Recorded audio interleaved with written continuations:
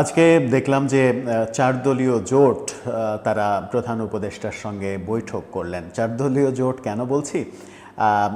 বাংলাদেশের এই মুহূর্তে ৪টি বড় দল সরকারের ভাষ্যমতে। সরকারের ভাষ্য আমরা দেখেছি, সেই ভাষ্যমতে তারা বাংলাদেশে এই মুহূর্তে ৪টি দলকে বড় দল মনে করে। ১ নম্বরে তারা বিএনপিকে বড় দল মনে করে, ২ নম্বরে জামাতকে বড় দল মনে করে। সেটা মনে না করার কোনো কারণই নেই, সেটাই বাস্তবতা। বিএনপি এবং জামাত বড় দল। কিন্তু ৩ নম্বরে তারা এনসিপিকে বড় দল মনে করে এবং ৪ নম্বরে ইসলামী আন্দোলনকে তারা বড় দল মনে করে।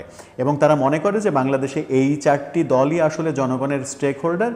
এই ৪টি দলের সঙ্গে আলোচনা করলেই, আর কোনো দলের সঙ্গে আলোচনা না করলেও চলে। বাকি দলগুলোর আসলে কোনো অস্তিত্ব নেই।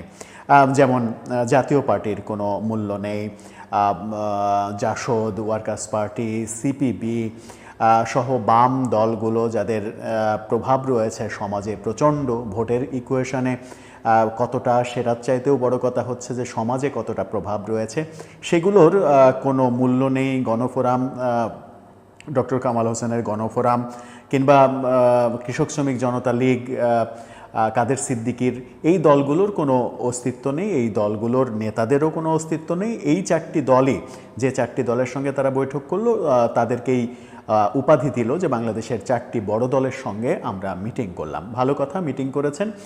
কি নিয়ে? সাম্প্রতিক যে মাইলস্টোন কলেজের ঘটনা এবং সচিবালয়ে ঘটনা ঘটল, সচিবালয়ে সংঘর্ষের ঘটনা ঘটল, সেই ঘটনাগুলোকে নিয়ে মূলত মিটিং।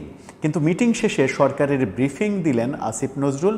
সেই ব্রিফিংয়ে মনে হলো যে এই মাইলস্টোনের ঘটনাটা আসলে তাদের কাছে কোনো ব্যাপারই না। তারা মিটিং করেছে মূলত কিভাবে আওয়ামী লীগকে মোকাবেলা করা যায়, কিভাবে আওয়ামী লীগ ঠেকানো যায়, অর্থাৎ ফ্যাসিস্টকে কিভাবে মোকাবেলা করা যায় এবং কিভাবে ফ্যাসিস্টকে ঠেকানো যায়, সেই কৌশল নির্ধারণের জন্যই মূলত মিটিংটা করেছে।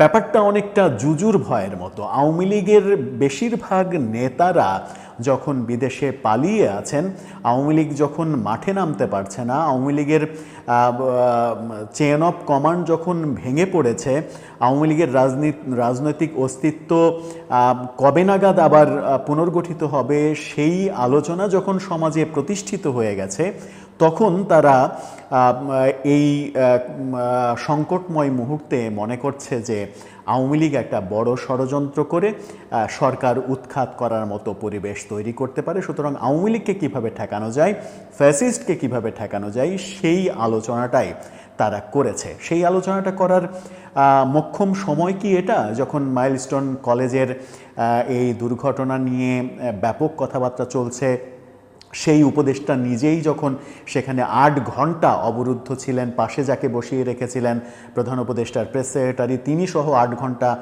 অবরুদ্ধ ছিলেন, শিক্ষা উপদেষ্টা সহ, সেই তিনি ওই পরিস্থিতির যে হৃদয় বিদারক বাস্তবতা, সেই বাস্তবতার বাইরে গিয়ে যদি তারা বাংলাদেশের ৪টি বৃহৎ দল, বাংলাদেশের সবথেকে বড় ৪টি দলের সঙ্গে মিটিং করেন আওয়ামী লীগকে কীভাবে ঠেকানো যাবে, সেটা আমার মনে হয় যে বলতেই হবে যে সরকার আসলে খেই হারিয়ে ফেলেছে। সরকার তার ছন্দ হারিয়ে ফেলেছে। ছন্দ হারিয়ে ফেলেছে বলে এই মিটিংটা তারা করছে এবং তারা প্রেস ব্রিফিংয়ে কোনো প্রশ্ন নেয়নি। প্রশ্ন না নিয়ে নিজের মতো করে কি হয়েছে সেখানে তার একটা সামারি বলে বিদায় নিয়েছে। কি বললেন আসিফ নজরুল? কি আদতে হলো, কি বাস্তবতা বাংলাদেশের এই মুহূর্তে, কেন তারা ফ্যাসিস্টকে মোকাবেলা করার কৌশল নির্ধারণ করার মিটিং করছেন এই দুর্যোগময় সময়ে এসে, সেই আলোচনা করার চেষ্টা করব এই ভিডিওতে। থাকবেন পলিটিক্স টিভির নিয়মিত আয়োজনে।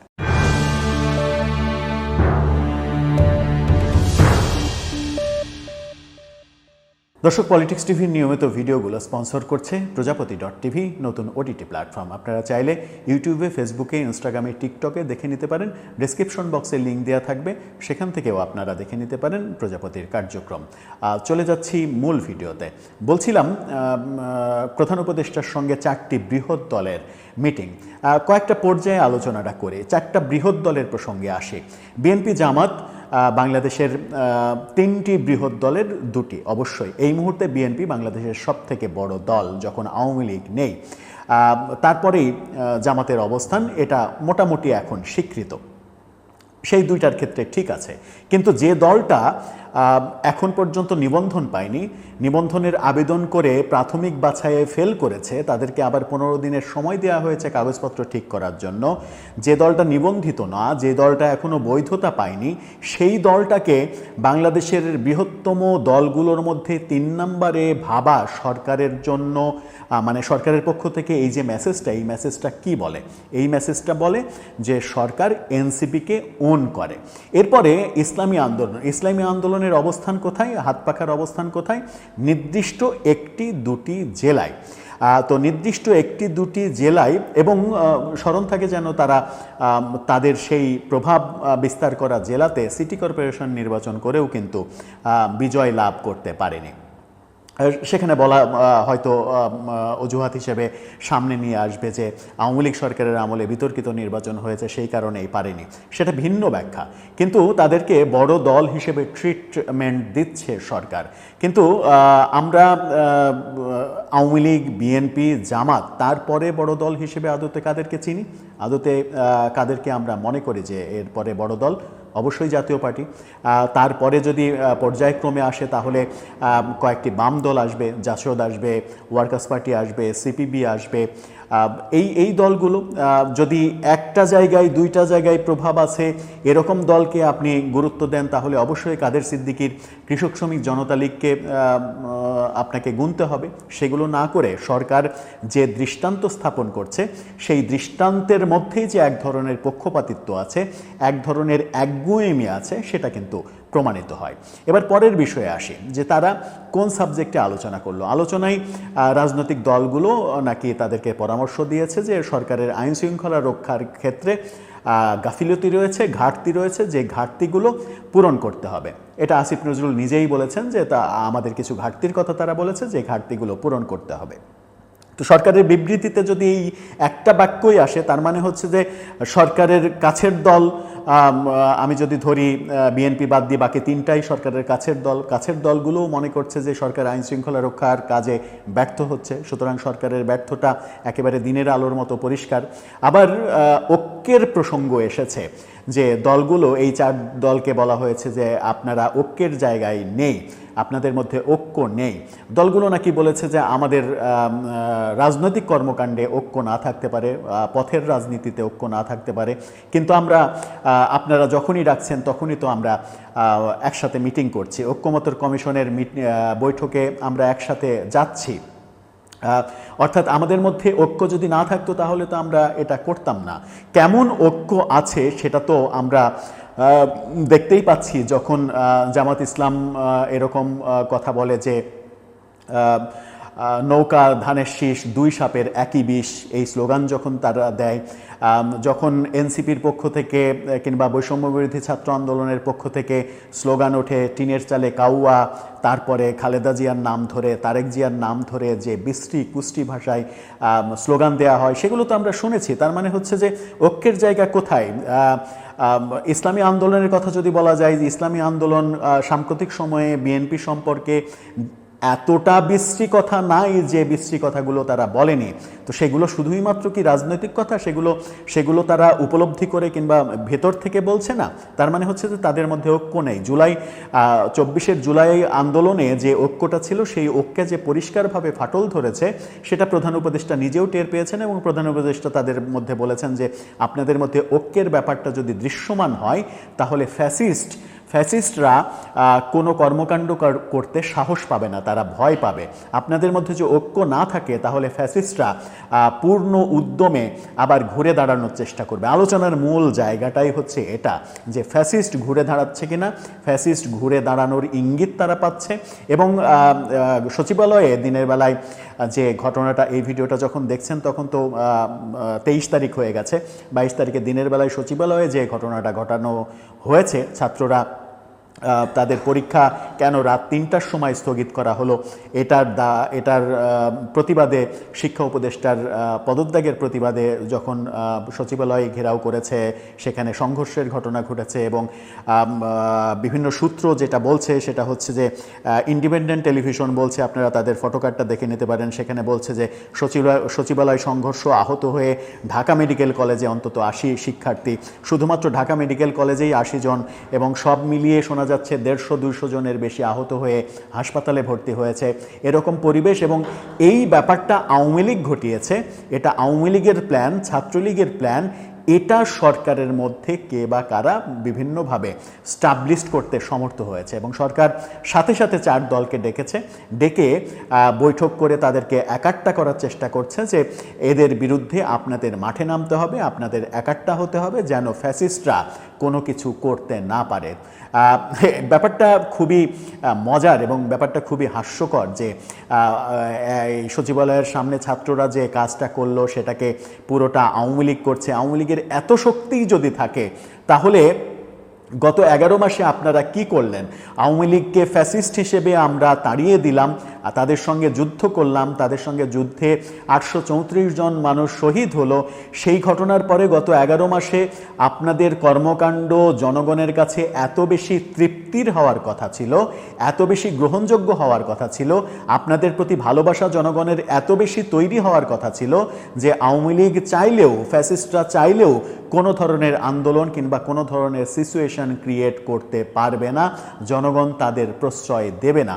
কিন্তু মাঠে ঘাটে বিভিন্ন জায়গায় আজকেও সচিবালয়ের সামনে এরকম স্লোগানই দেখেছি যে এই মুহূর্তে দরকার শেখ হাসিনা সরকার, এরকম স্লোগানও শোনা যাচ্ছে। তো এরকম স্লোগান কিছু মানুষ যদি দেয়, কোন পরিস্থিতিতে দিচ্ছে সেটা বিবেচনা না করে যদি আপনারা পুরো ছাত্রদের এই আন্দোলনটাকে আওয়ামী লীগের কিংবা ছাত্রলীগের আন্দোলন হিসেবে ট্রিট করে তাদের উপরে যেভাবে নিপীড়ন করা হয়েছে, যেভাবে বেধড়ক লাঠিচার্জ করা হয়েছে, টিয়ার সেল ছোড়া হয়েছে, এবং এটা স্পষ্ট যে সরকার সিদ্ধান্তই নিয়েছে যে এটা আওয়ামী লীগের কর্মকাণ্ড, সুতরাং তাদেরকে দমন করো, আওয়ামী লীগ হিসেবেই দমন করা হয়েছে। কিন্তু সরকার কি নিশ্চিত যে এটা আওয়ামী লীগ করেছে? আওয়ামী লীগ এত সাহস কোথায় থেকে পেল, এত জনশক্তি তারা কোত্থেকে পেল? যারা পরীক্ষা দিচ্ছে, এইচএসসি যারা পরীক্ষা দিচ্ছে, পরীক্ষার্থীরা সবাইকে আওয়ামী লীগ করে? ঢাকা শহরে যারা এত হাজার হাজার ছাত্রছাত্রী ওখানে গেল, তারা কি সবাই ছাত্রলীগ করে? এই প্রশ্নগুলি কিন্তু আসে। এই প্রশ্নগুলো আসে বলেই এই বৈঠকের যে সাবজেক্ট চয়েস, সরকারের তরফ থেকে যে ব্রিফ করা, সাবজেক্টের ব্রিফ করা, সেই ব্রিফে এক ধরনের নতজানু ব্যাপার চলে আসে যে সরকার অসহায়, সরকার পারছে না, সরকার মনে করছে আওয়ামী লীগ আবার জেগে উঠছে, তাই বিএনপি, জামাত, এনসিপি, ইসলামী আন্দোলন তাদের নেতাদের ডেকে বলছে আপনাদের নেতাদের প্রয়োজনে কর্মসূচিতে নিয়ে আসেন, প্রকাশ্যে নিয়ে আসেন এবং আপনারা এক সূত্রে গাঁথা হন, ব্যাপারটা দৃশ্যমান করেন যে আপনাদের মধ্যে ঐক্য রয়েছে। আসিফ নজরুল বললেন যে ফ্যাসিবাদ বিরোধী ব্যাপারে আওয়ামী লীগ ইস্যুতে তারা দলগুলো বলেছে আমাদের মধ্যে ঐক্যের কোনো সমস্যা নেই, আমরা এই ইস্যুতে সবাই ঐক্যবদ্ধ। তার মানে এক ধরনের পরিকল্পনা হয়েছে যে আওয়ামী লীগকে ঠেকাতে আবার মাঠে নামেন। তা আওয়ামী লীগকে ঠেকানোর প্রসঙ্গ, বারবার বলছে, আওয়ামী লীগকে ঠেকানোর প্রসঙ্গ কেন এখন আসবে 11 মাস পরে, যখন পতিত আওয়ামী লীগ কোনোভাবেই কোনো জায়গায় স্থান পাওয়ার কথা নয়, কোনো জায়গায় গ্রহণযোগ্যতা পাওয়ার কথা নয়, যেখানেই মাথাচাড়া দেবে সেখানেই তাদের নিগৃহীত হওয়ার কথা, সেখানেই এক ধরনের কি বলবো যে এক ধরনের ধাক্কা খাওয়ার কথা, কোনোভাবেই কারো কাছে গ্রহণযোগ্যতা পাওয়ার কথা নয়। তারা যদি হঠাৎ করে গ্রহণযোগ্যতা পায়, তারা যদি আন্দোলনের শক্তি তৈরি করে ফেলে, তাহলে সরকারের ব্যর্থতাই তো প্রমাণ হয়। সরকার যে ব্যর্থ হয়ে গেল, সরকার 11 মাসে আওয়ামী লীগের ভাবমূর্তি আরও নষ্ট করার চাইতে তাদের কর্মকাণ্ড দিয়ে আওয়ামী লীগের ভাবমূর্তি বরং ফিরিয়ে আনলো, এই দায় কে নেবে?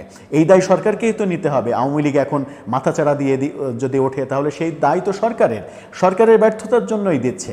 আবার যে মিটিং করা হলো, সেই মিটিংয়ে যে ভিডিও ছড়িয়ে পড়েছে এবং যে স্টিল ছবি গণমাধ্যমে এবং সামাজিক যোগাযোগ মাধ্যমে চলে এসেছে, ভিডিও এবং স্টিল ছবি কোনোভাবে প্রধান উপদেষ্টার দপ্তর ছাড়া, দপ্তরের অনুমতি ছাড়া বাইরে আসেনি। বাইরে আনবে কে? যে ভিডিও আনা হলো, খুব স্বাভাবিকভাবে একটা নিয়ম হয়তো সবাই জানেন না যে প্রধানমন্ত্রী কিংবা রাষ্ট্রপতির কোনো অনুষ্ঠান হলে, কোনো বৈঠক হলে সেই বৈঠকের ভেতরে সাংবাদিকদের থাকতে দেয়া হয় না। বৈঠকের ছবি যেন সাংবাদিকরা পায়, এই জন্য 2 মিনিট 5 মিনিট সময় দেয়া হয়।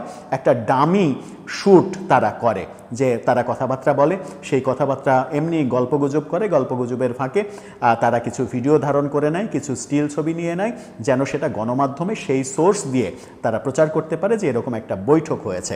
সেই ডামি শ্যুট যখন চলছিল তখন তো সাংবাদিকদের সতর্ক করার দরকার ছিল যে ডামি শ্যুটের মধ্যে এমন কোনো শট যেন না যায় যে শটগুলো বিতর্কের জন্ম দেবে।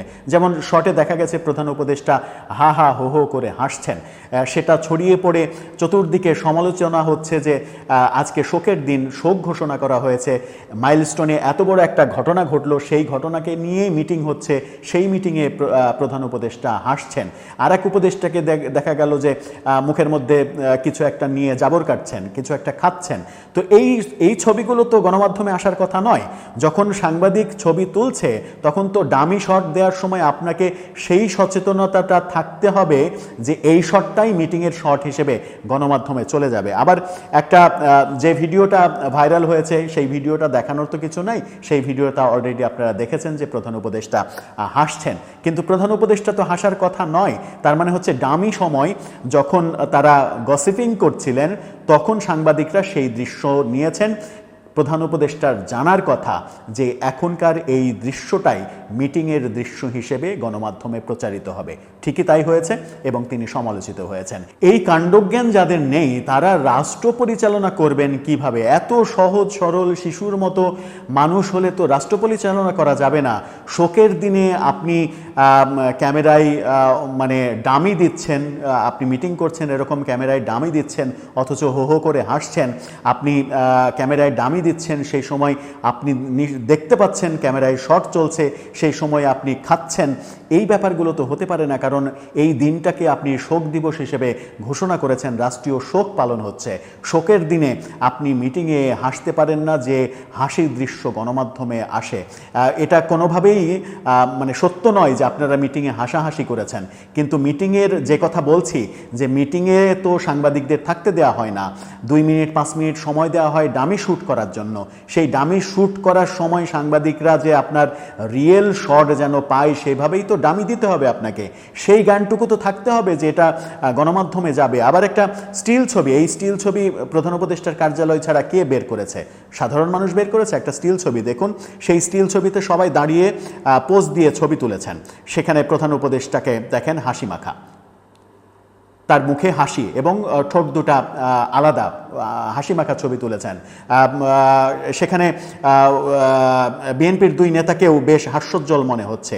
এই যে অসচেতনতামূলক কার্যক্রম, প্রধান উপদেষ্টার প্রেস উইং থেকে এই ছবি যদি বাইরে দেয়া হয় তাহলে তাদের কি সেন্সরশিপের জ্ঞান নেই যে কোন ছবি কোন জায়গায় দেয়া উচিত আর কোন ছবি কোন জায়গায় দেয়া উচিত না?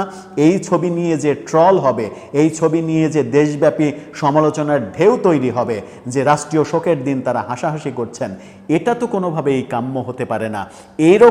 এরকম মগজের মানুষগুলো যখন রাষ্ট্র চালাবে কিংবা রাষ্ট্রের বিভিন্ন দপ্তর চালাবে তখনই সমস্যা তৈরি হবে।